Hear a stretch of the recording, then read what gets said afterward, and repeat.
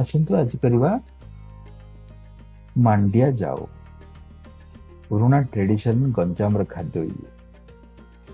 ଭାତ, ମାଣ୍ଡିଆ ଯାଉ, ଦହି, ଅଦା ଟିକେ ଚାଞ୍ଚିକି ପକେଇବା, ଆଉ ଲେମ୍ବୁ ଟିକେ ପକେଇବା, ଟିକେ ପାଣି ମାରିବା, ତାକୁ ଗୋଳିକି ଖାଇବା।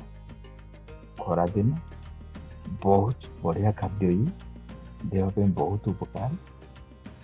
ଏଥିରେ ଭିଟାମିନ, ମିନେରାଲ, କ୍ୟାଲସିୟମ ବହୁତ ଭରପୁର ଅଛି। ପେଟ ଏକଦମ ଥଣ୍ଡା ରହେ, ବହୁତ ବଢିଆ ନିଦ ହବ।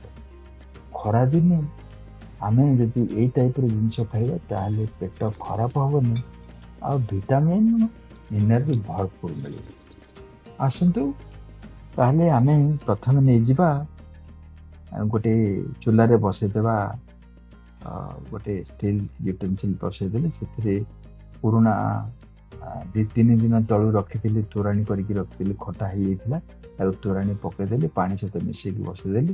ଏପଟେ 3-4 ଚାମଚ ସ୍ପୁନରେ ନେଇଗଲି ମାଣ୍ଡିଆ ଚୁନା, ଆଉ ଗୋଟେ ଗ୍ଲାସ ପାଣି ସେଥିରେ ପକେଇକି ତା ଭଲ ଭାବରେ ମିଶେଇଦେଲି। ଭଲ ଭାବେ ଯଦି ନ ମିଶିବେ ତାହେଲେ ଗୋଟା ଗୋଟା ରହିଯିବ। ଗୋଟା ଗୋଟା ରହିଗଲେ ସେଟା ଭଲ ହବନି, ମାଣ୍ଡିଆ ତମ୍ପାଟା ଭଲ। ଭଲ ଭାବରେ ତାକୁ ମିଶେଇଦେବା।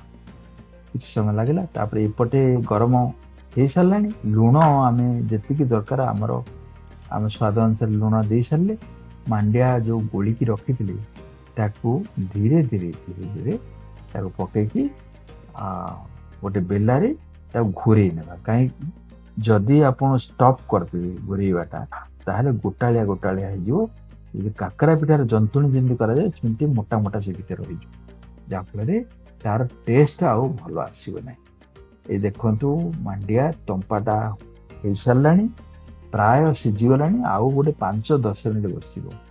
ତାକୁ ଭଲ ଭାବେ ଗୋଳାଗୋଳି କରିକି ତା ଉପରେ ଘୋଡ଼ଣୀ ଗୋଟେ ଦେଇଦେବା, କିଛି ସମୟ ବସେଇଦେବା, ତାକୁ ଛାଡ଼ିଦେବା। ତାପରେ ତାକୁ ଓହ୍ଲେଇକି ଥଣ୍ଡା ହେବାକୁ ଦେବା। ଥଣ୍ଡା ହେଲା ପରେ ଫ୍ରିଜରେ ରଖିବା। ଫ୍ରିଜରୁ ବାହାର କରିବା, ଥଣ୍ଡା ଥଣ୍ଡା ଲାଗୁଥିବ। ମୁଁ ଯେମିତି କହିଥିଲି, ଭାତ ଟିକେ ପକେଇବା, ଆଉ ତମ୍ପା ଗୋଟେ ଚାମଚ ପକେଇବା, ଗୋଟେ ବେଲା ପକେଇବା, ଲୁଣ ତ ପଡିଯାଇଛି, ଆଉ ଦହି ଟିକେ ପକେଇବା, ଅଦା ଟିକେ କୋରିକି ପକେଇବା, ଲେମ୍ବୁ ଟିକେ ପକେଇବା, ପକେଇକି ତାକୁ ଗୋଳିଦେବା। ତା ସହିତ ଦେଖନ୍ତୁ ଗଞ୍ଜାମର ଖାଦ୍ୟ କେମିତି, ଦେଖନ୍ତୁ ଘାଣ୍ଟ ତରକାରୀ ଅଛି, ଶାଗ ଅଛି, ତା ସହିତ ଅଛି ପାମ୍ପଡ ଅଛି, କାକୁଡି, ଲୁଣ ମରିଚ ଲେମ୍ବୁ ଅଛି।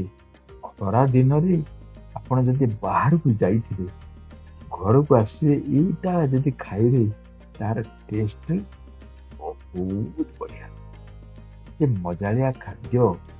ଆଉ ଆମେ ତ ସାଧାରଣତଃ ଗଞ୍ଜାମରେ ପଖାଳ, ଜାଉ ଭାତ, ଜାଉ ସରବତ ସବୁ କରିକି ଆମେ ପ୍ରାୟ ସମସ୍ତେ ଖାଇବାରେ ଜାଣିଛନ୍ତି। ଜୟ ଜଗନ୍ନାଥ, ନମସ୍ତେ।